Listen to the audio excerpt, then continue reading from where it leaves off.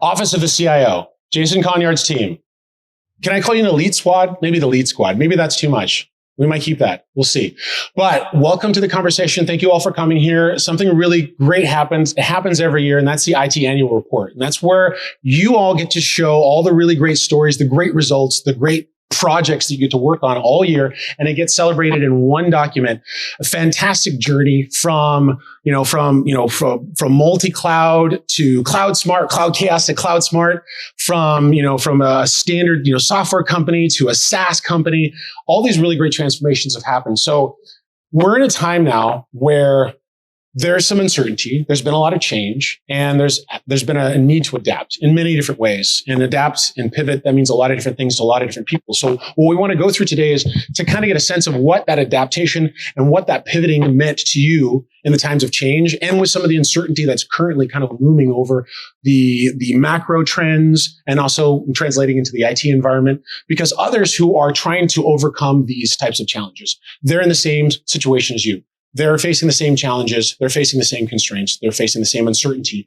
And I want to pull out some of the stories that you've had of successes, of challenges. So with that, what have you been doing with your mindset, shifting the way that you operate, inspiring teams, doing new projects, going different directions that have helped to address some of the challenges and helped you pivot? And Satya, I'm going to pick on you first. For me, quick introduction. I run product management and experience for VMware Commerce Platform.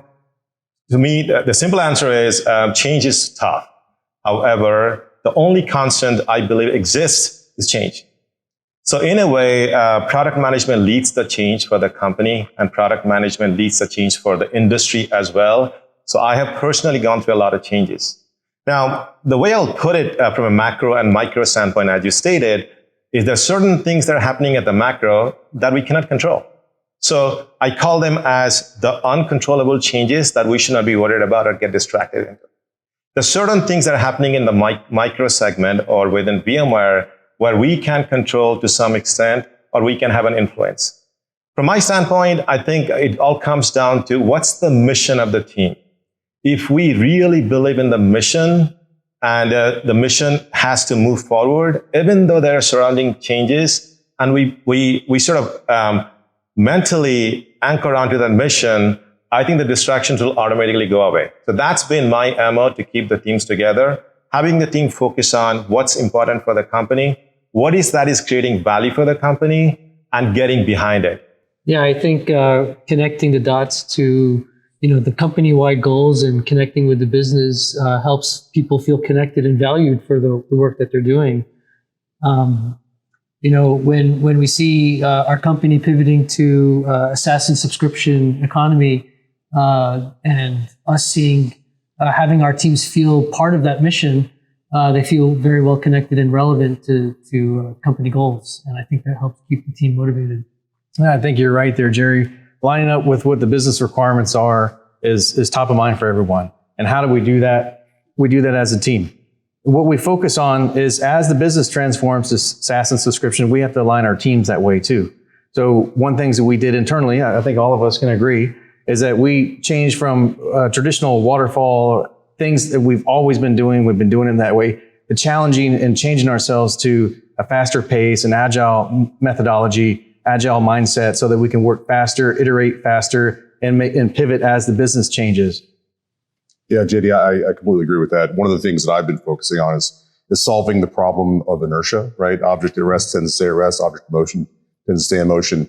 And it's, as we make that pivot, right, how do we provide that motion for our team so they can see that success? We talk about change in the abstract, but one of the things we've done this past year is try to have quick iterative wins. So it's not abstract anymore. You see the concrete changes and success that really helps build the team's momentum and clarity going forward. I think what I would add is I think there's more of a sense than ever that we're all in this together. So there's no playbook, right, for the last couple of years and all the different things that have happened and it's brought us to where we are. So recognizing that we have to think differently about how we tackle problems and come up with solutions, how we work together, so many different things. There's no playbook. So I think it's really challenged us to think differently including, so for myself, my team's responsible for the technology experience at VMware. And the way that we used to approach experience, I think, looked different over the last year. We had to think differently. We didn't have the budgets we've had in the past. We lost people with some of that, knowledge, VMware knowledge, or, skill set, if you will. So we've had to think differently and approach the experience through a different lens. But I think it's giving us a different perspective on, what's possible. Yeah, absolutely. I would say the think differently is the key. For my team, I handle a lot of engineering for business apps and commerce. And it is a lot of change. As Satya was telling, the change is only constant, but the magnitude of change, the amount of change is just humongous. So since the time the company said, we need to pivot to SaaS transformation as quickly as possible, which means for the engineering teams, the approach of product development lifecycle got changed. Fundamental is obviously the mindset, the way the team even think of how do we approach the transformation. One is continuous change, but moving away from continuous change or transformation is a lot of change. So just adapting to that change and how do we really change in every aspect of our delivery, including the planning, collaborating with all the other teams, all the way from build, test, deploy, every single phase of product development lifecycle changes. So that is what I would say the team has done a fabulous job. Once the mission is understood, change was hard. Of course, obviously, a lot of resistance initially, but once the purpose is understood, once the mission is understood, they have done all they can to just change every part of the life cycle to see not only how quickly we can deliver the business results and how optimally we can deliver as well.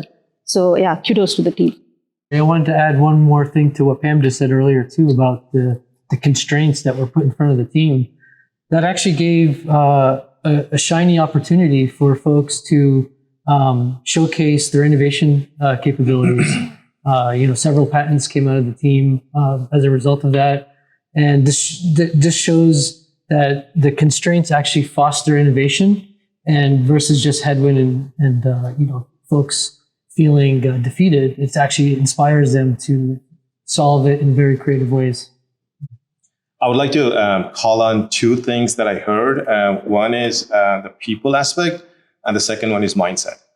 I think to me, they're vital to stay in charge of change, meaning being the change agent by really applying what a customer would need or what the customer wants are as we are transitioning from a traditional business model at VMware to SaaS and subscription.